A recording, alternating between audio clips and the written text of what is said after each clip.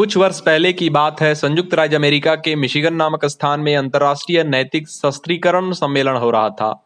एक दिन इस सम्मेलन में बड़े बड़े वक्ता अपने किए हुए पर पश्चाताप प्रकट कर रहे थे। वहाँ एक भारतीय विद्वान भी मौजूद थे। उनकी बारी भी आई। उन्हें हिंदू वक्ता कहकर पुकारा गया तो उन्होंने शुरू में ही कहा कि हमारे लिए हिंदू शब्द ही गलत है। सिंधु नदी के नाम पर हमारी जो हिंदू संज्ञा बनी है वह भ्रामक है। हम सनातन आर्य धर्मावलंबी हैं, इसलिए संसार में हमारा सबसे प्रबल एक शक्तिशाली वचन तथा संकल्प है, कृण्वन्तो विश्वमार्यम।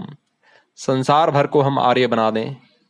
आर्य शब्द के अनेक अर्थ हैं, पर हमारा मुख्य अर्थ है सभ्य। हम संसार भर को सभ्य बना देना चाहते हैं।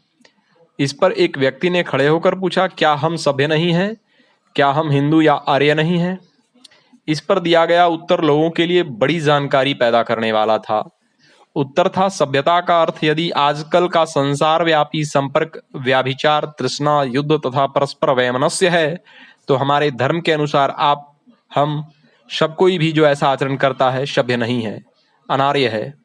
संसार में केवल आर्य यानी हिंदू धर्म ही ऐसा धर्म है जिसने आध्यात्म, परलोक, मुक्ति आदि की महान व्याख्या तथा उपदेश तो दिया ही, साथ ही उसे कर्तव्य की परिधि में भी बांध दिया। मानव पूजा पाठ न करके उपासना में समय न भी दे, पर उसके कल्याण के लिए आवश्यक है कि वह जीवन के साधारण कर्तव्यों का पालन अवश्य करे। इसी से संसार बनेगा। यह लोक तथा परलोक अपने आप बन जाएगा। स्वच्छंद जीवन, मर्यादाहीन जीवन कोई जीवन नहीं है। इस पर एक अन्य विद्वान ने पूछा, यदि हिंदू धर्म का यही मूल मंत्र है जो अंत में मोक्ष को ले जाता है, तो आपके यहाँ कहा जाता है कि गुफाओं में, कंदराओं में लोग तपस्या कर रहे हैं। वे लोग संसार में किस कर्तव्य का पालन कर रहे हैं?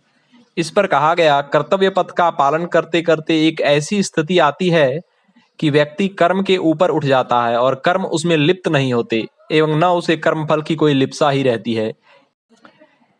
इसी स्थिति को भगवान श्री कृष्ण ने गीता के 4 अध्याय के 14वें श्लोक में कहा है, नमाम कर्माणि लिम्पन्ति न मे कर्म फले स्पृहा। मुक्त व्यक्ति में न तो कर्म रह जाता है न उसका फल। धर्म का अर्थ हम अंग्रेजी शब्द रिलीजन या उर्दू शब्द मजहब करके अनर्थ करते हैं। मजहब आदि एकांकी होता है और धर्म व्यापक। मानव के हर कार्य के साथ धर्म लगा हुआ है। आज हमने धर्म की अपनी मनमानी व्याख्या की है। आज हम एक दूसरे पर उंगलियां ही उठाते रहते हैं और यह भूल जाते हैं कि दूसरे के प्रति तो एक ही उंगली उठती है, पर 4 उंगलियां अपनी ओर लगी रहती हैं। वे उंगलियां मानो कहती हैं, जिस बात के लिए दूसरे पर उंगली उठाते हो, जरा देखना वह दोस्त तुम्हारे मोहल्ले में तो नहीं है। दूसरी उंगली कहती है कि वह दोस्त तुम्हारे घर में तो नहीं है। तीसरी कहती है कि वह दोस्त तुम में तो नहीं है, और चौथी कहती है कि इन प्रश्नों का उत्तर देकर तब दूसरे पर उंगली उठाओ। हमारा आर्य धर्म इस प्रकार के छिद्रान्वेषण के सख्त खिलाफ है। आर्य धर्म ईश्वर पर तथा श्रुति, पुराण एवं स्मृति पर निर्भर करता है और वह कहता है कि अपना कर्तव्य करो, बस वही सब कुछ है। धर्म का अर्थ है व्यक्तिगत जीवन में न्यायसंगत कार्य। न्यायसंगत कार्य से ही मानव जीवन सार्थक है। ओम।